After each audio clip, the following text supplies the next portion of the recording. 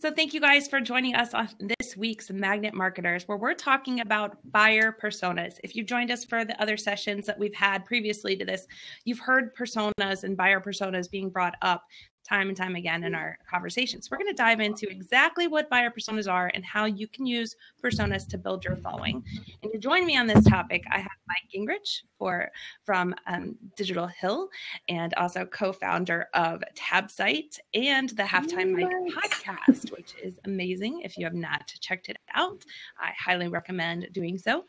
And last but not least, the lovely and talented April Havens-Woodcock from Touching Clients. And I'm excited to have you with us as well. Thank you. Always excited to be here. Yeah.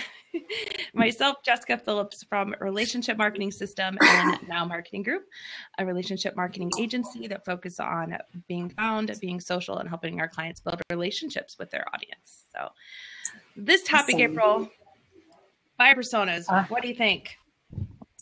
So I think it's a super interesting topic, because I think for me, I actually, I would like to hear from you, and I'd like to hear from Mike, your definition of buyer personas. Because I think for me, when we were talking about it, I was like, yeah, I know what it is. And then Jessica sent some great tools over, which we'll put some links in the chat here. And I was reading it and I was like, I was completely enlightened on what a buyer persona is. So I learned a lot from reading that. So Jessica, why don't you tell me what your definition of a buyer persona is? Because I think there's a lot of people, especially in the small business world, that might not understand what that word means and kind of what kind of factors into all of that.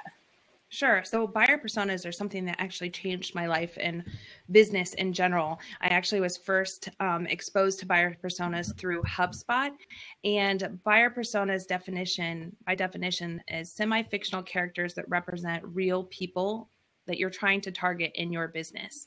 So it's putting a personality to the person that you're trying to target. So really, when you talk about building relationships with your ideal audience, that's how you do it, because you're really putting a personality to the people that you're trying to target, and that they're not just a demographic, that they're a real person. So last week, for those of you, if any of you are listening last week that are here today, we talked about putting a tone of voice to your business.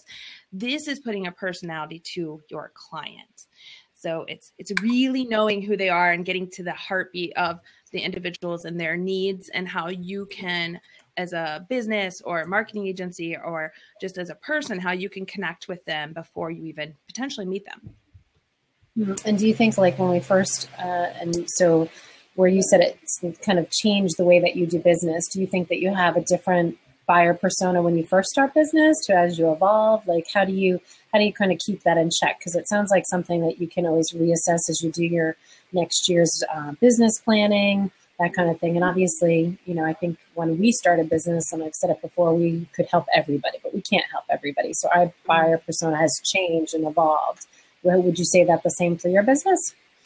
I would say they have evolved to a niche, really. I've honestly been able to start niching them down to who specifically it can help, more specifically, versus, like you said, when I first went into business, I'm like, I want to help everyone and anyone. But the more that I got to know the people that weren't a good fit for me, the more that I found were a good fit for me. So there's those individuals and those business owners that I know that there was a better solution for them and a better company that could help them more specifically, because they understood or could adapt their services to their marketing better than what I could. So I feel like I've niched down the personas more specifically that I could help. So we've narrowed it down to like professional services, healthcare, manufacturing, and education. Whereas before it was a plethora of different clients. And we've also set up those negative personas that have really changed the business. The people that we are like, no, those are the ones we're going to refer on. No, I like that. No. I'm curious. I don't know if you want to go into that, but I'm curious to hear a little bit more about negative ones. And Sure. Do you define those, and how did that come about? Yeah. So in creating personas, which there is a resource guide, and I'm actually going to plug one in the notes here so you guys can see what I'm talking about here. You can actually go to the site. Oops, sorry, technology. I love it. Okay. Make My Persona. And I'm going to plug this down here.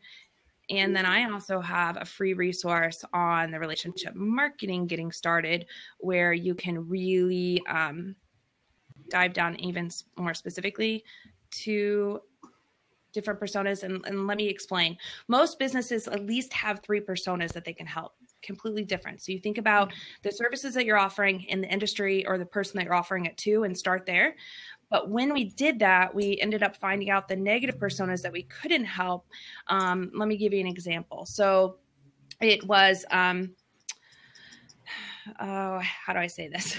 Okay. So the person that we were getting calls for, and it was the people that were like, hey, can you offer marketing services to me and just trade?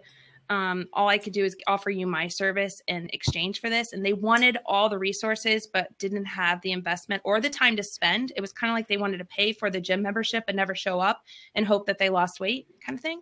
And I realized that the negative persona for me was somebody that wasn't really invested in partnering with us and understanding that we were an extension of their company, but it wasn't, we weren't their sales and their marketing department. So they weren't just going to pay us a flat fee and that we were going to market and sell for their business and do everything for them, that we are an extension of them. And it did require some time on their part in order to help us understand who they were trying to target, and that we would come up with a full plan for them and work side by side with them. But there was a point where we had to intersect and communicate on an ongoing basis. So we decided we work best with the clients that want to work with us and have those conversations and not just say, well, I'm paying you, do it for me, $1,000 a month, do it for me. And where's my results? But I'm not going to talk to you again until I'm asking you where my results are. Those were negative personas. Yeah, exactly. Very cool.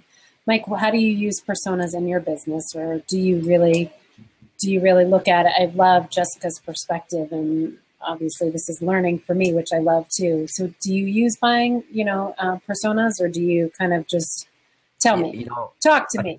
It's really evolved over the last, 2 years, I think, and sharpened and become more of a focus point. So it is narrowing it down to specific industries. And then within those industries, it's narrowing it down to a little bit more of a, kind of like some specific requirements in terms of how the size they are. We typically like to have a connection that is large enough to, to communicate with us. There's going to be some kind of liaison kind of thing. So it's not like owner operator and a manufacturing kind of thing where there is no kind of infrastructure. So we've narrowed it down to so that it's some industry niches, and then there is some infrastructure ideals kind of pieces, and there is a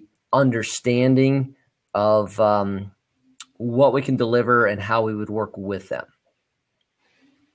So it is, and I talk about a little bit more when I do, workshops on social media and even about, who they're trying to, and where they should spend time. I back that up to a persona and say, you need to be spending time where your ideal customer is going to be. And to know that, you have to identify them. You have to identify that persona. So, if you break it down to, a name, so this is, Joe, and he's going to be between typically ages, say 39 to 42, or, maybe it's going to be broader than that, 49. He's going to have the title of, vice president of marketing or director of marketing. He's going to be doing, X, Y, and Z. So that's kind of a pretty tight persona.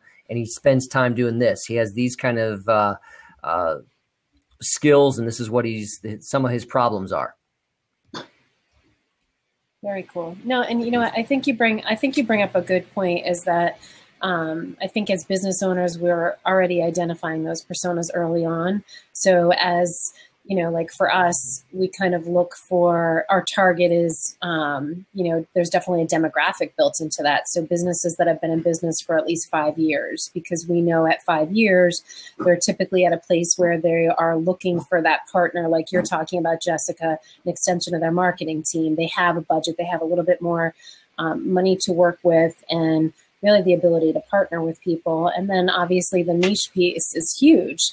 Although we're still redefining that all the time. And I think like in Mike with, Digital Hill, you do websites. So, I think when you offer some services outside of just marketing strategies, it's sometimes harder to bring it all in and kind of find that focused persona without it being very, very detail orientated. I don't know. What are your thoughts on that, Mike? I think that, we've just been refining that, and there has been, because everybody needs a website, but not everybody is an ideal client, for us. Touche. There's that. Double props. There's Woo! that. Double props. We don't do well with that. Typically, with that owner operator who says, can you just toss me up something quick? We're looking for that company that's typically already had a website and is savvy enough online that they want to do more online. They want to take more things to the cloud. They wanted some more features, so they have some type of, private information for their network that they want to offer, or they want to store some of their client information in a database and have access to that, or give clients access to log in, those types of pieces. So that's defining a level that is, above just a base level, and yet is not at a, Fortune 500 kind of thing. That's that, that piece in the middle where they're seeing the need for technology, the need for some things in the cloud, some web-based tools, and they've already, they see some pain. They know what they have now isn't doing it for them, and they have ideas on where to go. Sure. Jessica, what do you think? You had sent out a great blog post, but kind of in your own opinion, what do you think the core benefits of having a buyer persona are? Like, what elements kind of make that up? I honestly think it expands not only from your marketing, does it help? Because now we talked about like having a tone of voice on your social media channels, but where to spend your time, before you even go on social media, what kind of content to write. So it gives you kind of a head start. That's me right there. Yeah, you have a head start on knowing what to write and who to write specifically to before you're just writing this content and seeing what works. Because you already have kind of a baseline understanding of what your buyer personas need. Like, what are their problems? What are their pain points that you're trying to help them solve? So you can already get started on writing content specifically for them right out of the gate. But then also it helps you in your customer service, how to create those, those offers or those referral programs that they're going to enjoy. What kind of leads groups to attend, if your business is into leads groups, what kind of team members to hire, because who are they going to work well with? Like, what kind of tone of voice are they going to respond to? We use it in everything, honestly, from hiring to content writing to our own social platforms that we're putting out. I mean, it really expands. So I would say time saving, really specific in what kinds of content that you're writing, and then drilling down to getting people through the sales funnel a lot faster. Those things are really huge for creating buyer personas. Sure. And I would imagine that at the end of the day, you're going to get definitely more qualified leads and connecting with those right people by talking to that audience. What do you think some of the benefits are, Mike? I mean, I really agree with her, and I'll just come back again to the point of recommending or how it benefits your content writing. I mean, I think it just guides that. So when you know who your persona is, there's just a flow on what their problems are and how you can reach them and the stories that you want to tell. Mm-hmm. Very cool.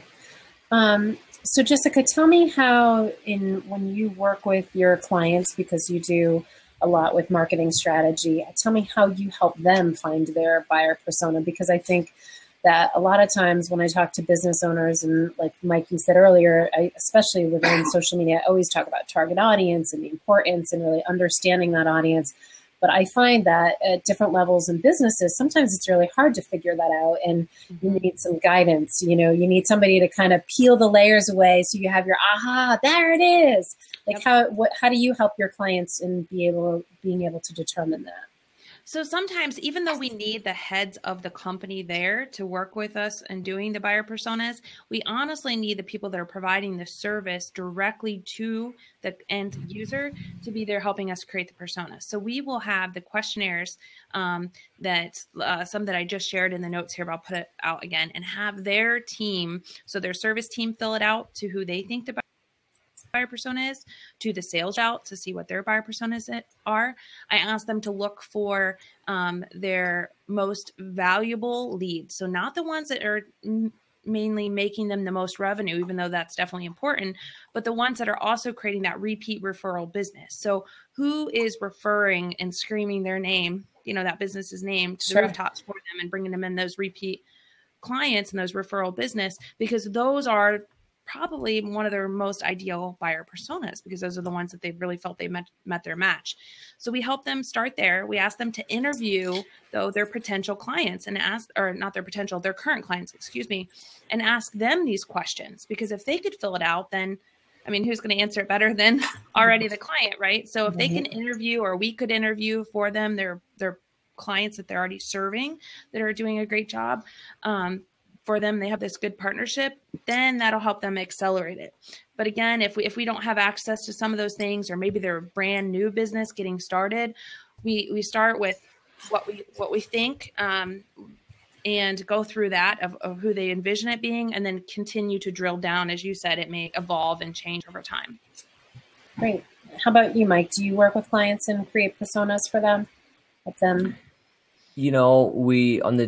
We do on the digital marketing side. On the website side, it is part of the kind of overall process as a part of their whole web design. So it's who are you trying to reach? Who is the audience? What can we learn about them? And because that helps shape some of the content that's on the website. So I was just trying to think through that. It's just intermixed on the website side with that piece.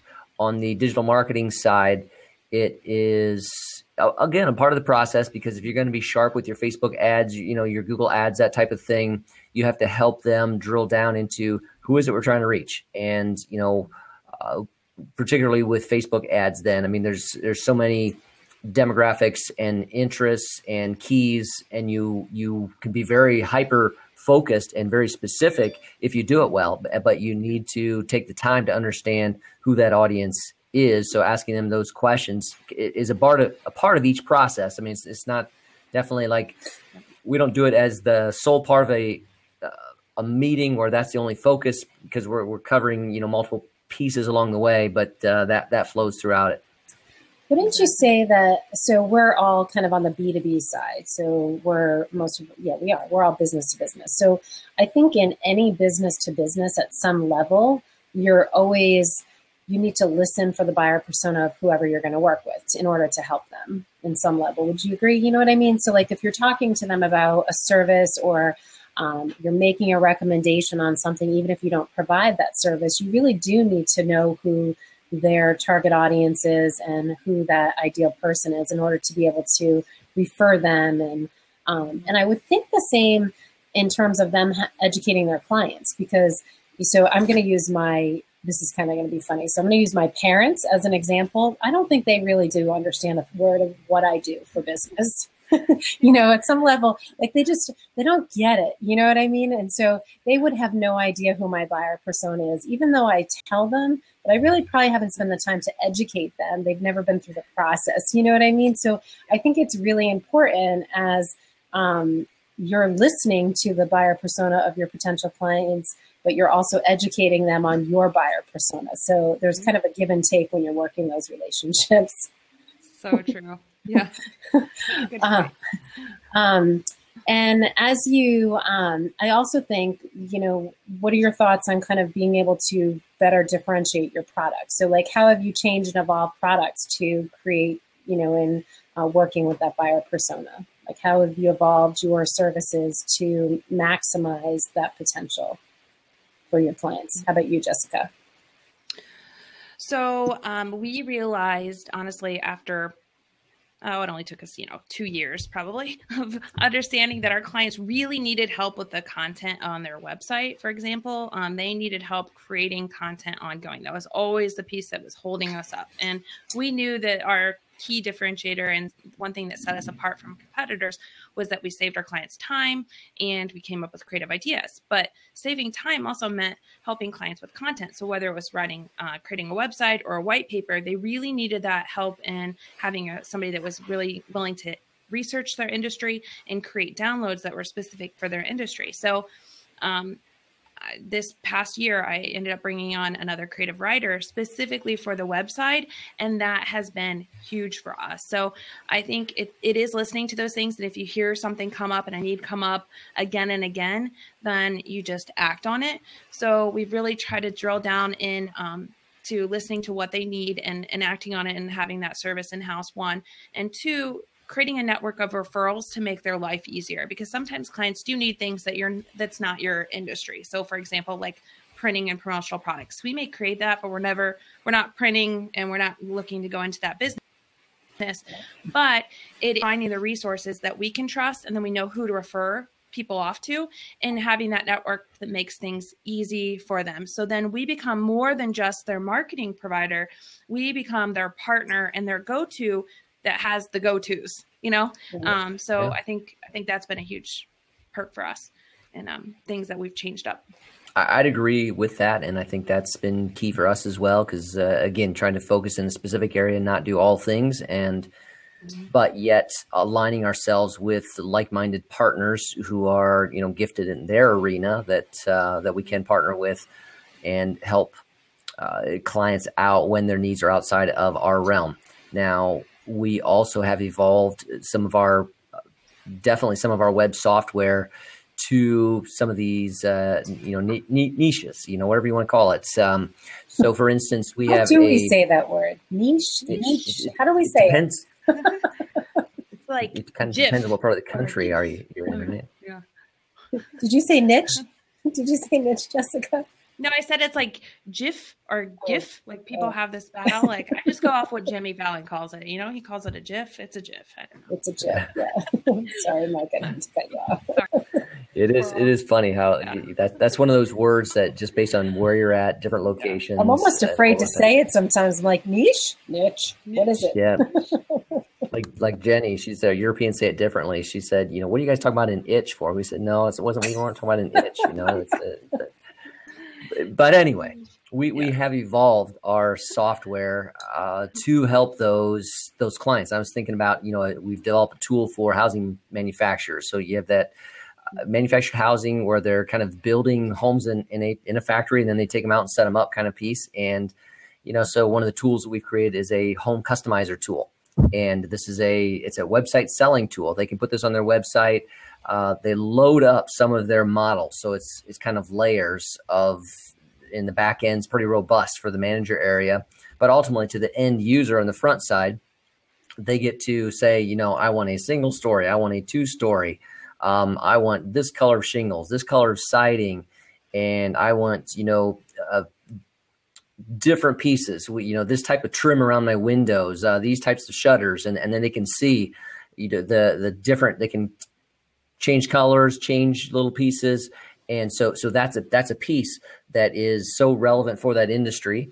And so we're trying to make sure that those, other manufacturers can take advantage of that and that can help them sell more of their products. So that's kind of a specific application that we've, fine-tuned and honed in for that target industry. That's really cool. So just you mentioned earlier about like survey and asking kind of your clients for information. What would, I just want to revisit that a little bit, because I think surveys and polls are underutilized in businesses today. I think that if they're done the right way, they do give a lot of valuable information. What kind of questions would you ask if you were sending out a survey just to kind of figure out that buyer persona, or just to gather information? What would that survey look like? So I guess I should clarify when I say surveying them, because I tried sending out like the actual surveys like that you would send through the email, and I didn't get a good return back on that. Okay. So I'm could be outside the norm. So what I did honestly is do personal phone calls. And I said, I just want to evaluate, make sure that we're doing things the right way for you, and really just drill down and ask you some questions make sure we can better serve you, and made it like I was focusing and having a focused conversation with them, which I was. So I just literally asked them the questions. I asked them, where are they going for their information and their news? Like, where are they spending their most time? And I took the 10 clients that I thought were, closely aligned with our ideal buyer personas and asked them those questions. Sure. And then took back the answers and use that then to create our marketing campaign for the next year too. For the blog topics that we're writing, where we were hanging out, what services we brought on, and then ask them, some questions, ask our team some questions of what they were hearing also from clients, like what was holding up the website process, when we're creating websites, and it was always the content. And the clients were the same way. It was like, I don't have time to write the content, or I don't know what to say. It's hard to talk about ourselves, that kind of thing. And just took some answers that you're getting back and hearing again and again, and putting that into buyer personas and drilling it down then for our marketing approach. Yes. And how, Mike, do you do any kind of surveys or anything like that to clients? I was trying to think about that. Not necessarily. Well, I have done a survey on the digital marketing side, and that was kind of related to their Facebook marketing. I haven't done necessarily any surveys on the website side, but there is a clear sense of always having our team be listening to, what are the common problems you are hearing, and then, translating that into saying, okay, so if one person has this problem, 2 people have this problem, I bet more do. So, how can we, what does that mean? How can we translate that either into some content that we need to do, or, some other items, pieces that are necessary and needed? Right. Yeah. And I think, Jessica, you brought up a great point. When we talk about surveys, I do think from sending out email surveys, they don't always get the greatest response, but I think if you make them short and very specific and make it clear on the time frame, you definitely have better results. But I also think surveying can be definitely not just email. So because I'm an email girl doesn't mean, I think that personal touch, sometimes people are very surprised by a phone call to get asked for feedback. So I think that could go a really long way in kind of taking that feedback back to your team and making that part of, I think that's a great idea to make it part of anybody's business, that every 6 months you pick a handful of clients and every quarter, and that you just call them and survey and just check in, because it also solidifies that relationship. You know what? Now, when you would do that, are you checking out their landscape, or are you checking out things related to their specific feedback on services that you're offering, or, what would that involve, do you think? Are you asking me? Yeah, April, sorry. Oh, I'm sorry. So say that question one more time. Sorry. See if I can get that. But when you would contact them, are you specifically trying to get feedback on items related to services you're offering, or just on their business landscape, or, related areas to what you offer? Sure. So I think I mix in a little bit of both. Okay. So I'll ask them what's going on in their business world, because I'm interested to know what's working and what's not working. And then I'll tie it into, I'll ask how, I'll talk about, especially if we're doing some kind of service for them, I'll say, I noticed your analytics were up from the last email, to kind of draw in for the ask of how do you think it's going, but also providing value and just a follow-up to what services we're providing. But I really try to, I think one of the biggest things that I try to do well is that I'll connect with a client and ask them questions about their own business, because I'm not there every day. And even if we're doing, social media or whatever we're doing to support their business, I'm not there every day and I don't know. So like, even though, you're in constant communication, when you're doing the daily grind, you don't always get those conversations. So I think it's great to learn more about what they're doing. Plus the other thing too, is that I might do kind of an impromptu survey call without even knowing it, because if I see somebody that's doing something well that's related to their business, I offer it up to them. I'll say, I saw this great idea, and it's not a direct competitor. It's something like, I saw, they did these great posts, or they're doing this is a great idea. And it might not even be something that we're doing as a service, but if they say, we just don't have the time, then I'll say, well, that's a service that we provide. It's something that if you want to give it a test run, or so I kind of mix it up. And in the roundabout way, I think for me, the conversations are relationship building and just checking in. Right. I actually have a good story on this. I was called by a company that said they were looking to gather information for HubSpot clients and see how HubSpot clients could be served better, right? And so this company called me and they just asked me all the things that I loved about HubSpot, ways that I would, change it up if I wanted to, what made me choose HubSpot. And come to find out, they were actually a HubSpot competitor. And this company, but they were brilliant. Okay, so honestly, this company had sent us first, initially, they sent us a 6-pack of root beer. Oh, no, I'm sorry, a 12-pack of root beer in the mail. And they had said that they would send us a 12-pack of beer, but they didn't want to get in trouble, So they sent us this and just said, hey, we wanted to just cheers to you and get to know your business and just use this as an icebreaker. So right after that, it was like a week later, they had called us and talked with me and asked what I loved and the things I would change and this and that.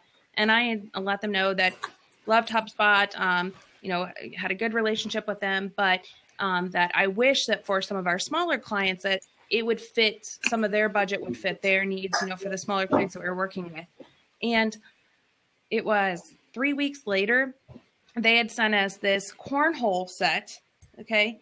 And in the cornhole set, it had their branding of their company name on it, and then sent us little cornhole bags that went in it and that had their name on it. And then a big bag that did not fit in the cornhole board that it said HubSplat.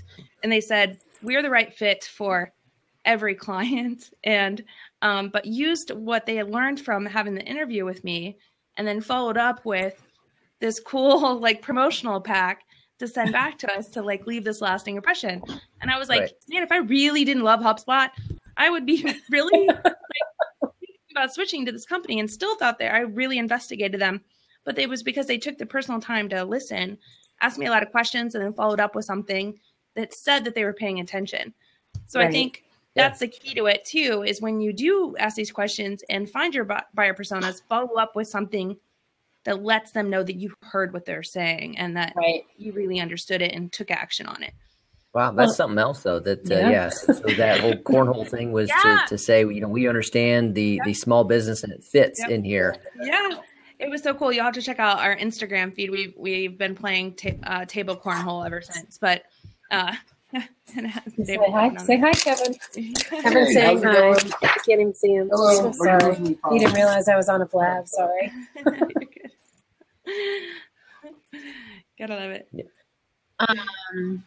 So, the interesting thing, like you were saying from your own client perspective, I think what I try to do is I try to take a takeaway from a conversation for follow-up for later on. So, for example, if somebody's child has a concert or a recital coming or a graduation, that's a great way for you to send a card or something of that, or, they have an anniversary or a big event. And I always like to try to take that away. That's already a client, but to get a new client, that's definitely, that's awesome. I mean, and like you said, if you weren't dedicated to HubSpot and didn't love them so much, you would have taken the loot and maybe turned over. Yeah. I wonder how they would do. It's funny you say that, because I got a call today from a competitor and they said it was about my account with, one of my email providers that we're a pretty big partner with. And I was like, what do you mean it's about my account? And I'm looking at it and I'm like, that name is familiar. So of course I did a Google search. I'm like, oh, it's a competitor. Not very nice. They're telling me it's regarding my account. I'm like, something wrong with my account? So a different way to get their foot in the door. Yeah. So that was a voicemail? It wasn't actually. Adam took the call, but he doesn't know who they are, and he doesn't deal with Constant Contact directly. So it literally was a call, and it said, "This is Mike from XYZ. I'm calling in regards to your Constant Contact account. Please call me back as soon as possible. It's important." So I'm like, "What do you mean?" And I'm like, "Wait a minute, scammer." So here's another way, though, that industries are doing this. And actually, we had done this before, and then I found another creative way that banking industry here locally is doing it. But we had taken our clients out for Thanksgiving, just had a Thanksgiving dinner here, kind of family style, just handpicked some of the local clients that we wanted to treat. And and then use that time to celebrate with them, but then also had a focus group either before or after, and asked them a lot of questions in regards to kind of understanding their needs, like what are the things that they loved from, this year, one of the what would be their next kind of wish list items, that kind of thing. And a bank around this area actually set up a focus group too, to do the same thing and pick some of their clients and got them all together. It was now our time. They treated us to lunch, and they've been doing this quarterly now and asking us questions and related to our needs. And they said, hey, if we did any of these 6 next things, and they were talking about like setting up like virtual tellers and adding a coffee bar in the bank and a few other things. They said, put these in order in your wish list, and then asked us why we decided to do that. So they took another approach and took it a step further in creating their buyer personas and getting the needs. And then also asked us like what we disliked the most about the bank. That's another kind of way of diving in, I guess, if you would. Yeah. And I don't bank with this company, so it was kind of funny that they Constant Contact actually does that a lot. Where where I do presentations, they will schedule with me. They'll look at kind of the ratio of how many people are signed up for an event, and they'll do a focus group after an event, and they'll offer lunch and like a book or something else and they're usually people that are already users of Constant Contact. However, they always sprinkle in newbies, like people that are not customers, because they do want that perspective of what it's like to come to an event, or what maybe they might be doing something with the product. Also, they've done it where they've actually invited, especially because they're in Massachusetts, so they'll invite people from the New England area to come and be part of basically a sample group and test drive some products for them and do things and offer incentives. And they don't even necessarily have to be a user, because they may be attended an event and just shown interest in the product just to see what their feedback is. So it's definitely a cool feature. I would imagine more and more companies do that. We just don't know about it. Yeah, so there's a lot of great ways to create the personas, I think. And then it's just really taking that and then taking action on it.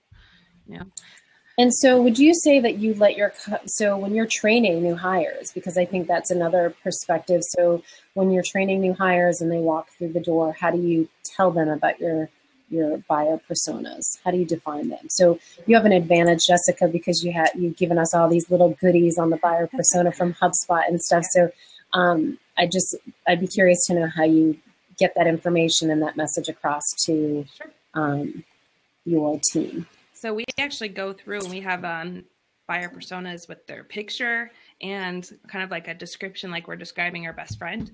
And we have it in our training resources and explain who our personas are, and then also the negative personas. And then also in HubSpot, in their system, they have it at the top, where as soon as you log into your dashboard, you see your personas and you see how many leads that you have, how many of them are each persona, and what the conversion rate is on each persona. So it's like right as soon as you log in on your dashboard, because it'll swap out content depending on which HubSpot system you're on, to depending on what persona is coming to your website, the content that's related to them.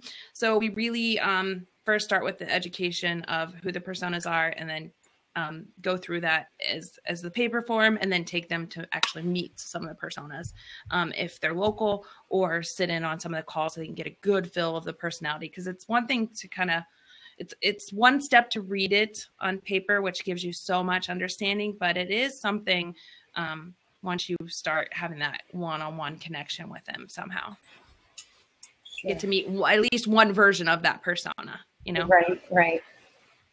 Well, and I bet for like a new, especially an intern or somebody that really doesn't understand that coming in, because I think, you have interns coming in and then all of a sudden they see that client and they're like, whoa, it's truly what that persona is. Exactly. That's what they said. And it's funny when they start recognizing personas and they're like, oh, that's like a Ted. And I'm like, yes, you're right. Would be considered the trendy Ted. Yeah. I love it. How about you, Mike? How do you get that message across to your team? Yeah, I mean, we have a mannequin sitting right here that we haven't gotten that far yet. A mannequin? So, what does the mannequin look like? Cutouts. Yep, cutouts on ours. Yep. No, I haven't gotten that far yet. I think I'm still in the dreaming stage of that. But we definitely have it written down, and that's definitely part of the orientation process. I mean, it's even if they've made it to a second interview, I mean, we're starting to talk about those type of things, because we want to know that they can understand that kind of speak, and that's not just a foreign concept to them, but what definitely when they come in, that's something that we go through. It's something that I use in managing my sales guys, because I'll take a look at that when we're trying to evaluate decisions, when they're trying to bring me something, an idea or something, that I use that as my kind of criteria to help them think through that to see if this is within our target, within our golden wheelhouse of where we want to spend our time. Okay.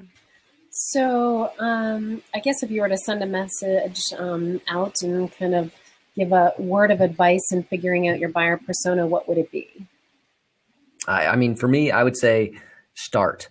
I think I run into so many businesses that just haven't started that, or I would say revisit it and refine it, make sure it's sharp. I think that that's something that we're always trying to hone in on. And so I want to recommend they do that. So you got to set aside a little bit of time in the midst of your running to do that. And these kind of documents that we have here that we could put in the notes that Jessica has are tremendous for that, because it kind of leads you through that process. I mean, it's just a strategic, but directed process that helps you evaluate certain key items and come to a conclusion on that. And that can be freeing in many ways. But so my advice is you got to get started and use a formal process.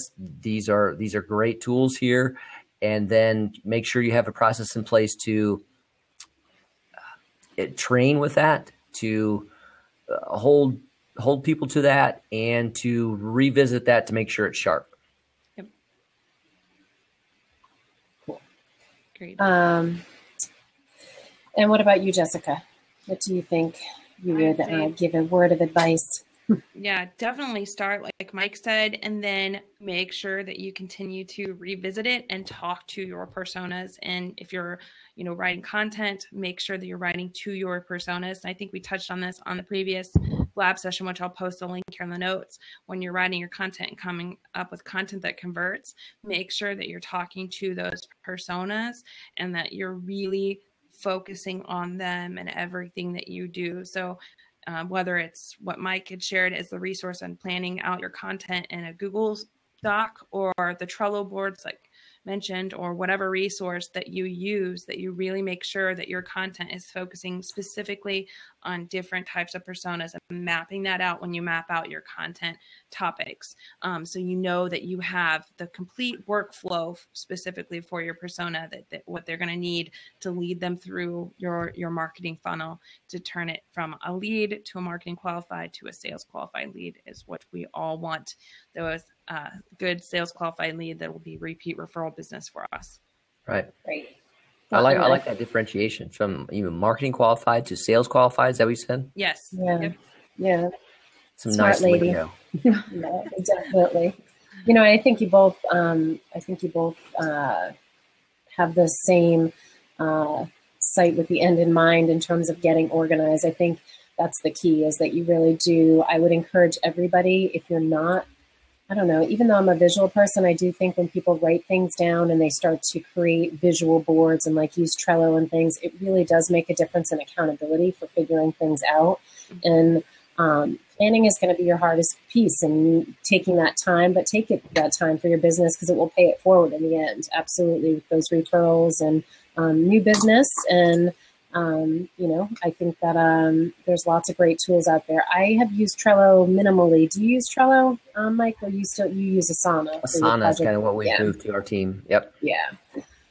But I think that's the best investment in a business, is having some kind of organizational tool to get that information started.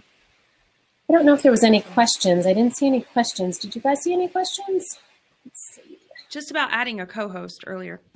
I answered that one.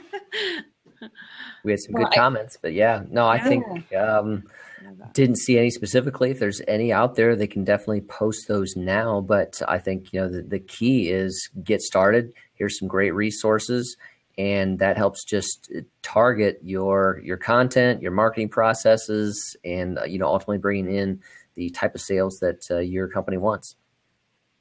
Keyword that your company wants. I think that's huge. That is absolutely huge, and that makes all the difference. So, and all right, I'm going to post a link to our next blab here. We're weekly, folks. Follow up. Yes. We're moving to 4:00 on Tuesdays Eastern time. Yes. So, and that reminds me, I need to change the link in here before I post this. And I will follow up with our blog and recap of the video. We've been trying to get those out right after the session and up tomorrow. So we'll get all of that tied together. I learned a lot about the buyer persona, and it's good to know some things I'm doing already in my business, and I got a lot of takeaways to take back to my business. So I always have fun time with you guys, so I really appreciate it. Good stuff. I was talking about this today, introduced the concept of Blab and what we do on a weekly show here to a workshop group that I was doing, and they were like, wow, well, I got to check this out. So I saw your picture, and I saw the screen for Blab. Yeah, Mike. That was awesome. Yeah, thank you guys both for joining in here today, and everyone that's watched in. I love having these sessions and just dive in deeper. One, it's not just a resource that we can share with people now, but also share it on our sites and pass along later. We will have the recap as promised, like I said, up on the site, and I'll share it in the notes here and have it ready for you tomorrow. We did record the session. Next week, we'll be diving in at 4 p.m. talking about building the rhythm of engagement on social media. So now that you got that momentum going, how to keep it going, keep that rhythm consistent, and to drive those referrals in and building those true relationships. So I hope you guys will join us next week. Same place here on Blab at 4 p.m. on Tuesday. So all right.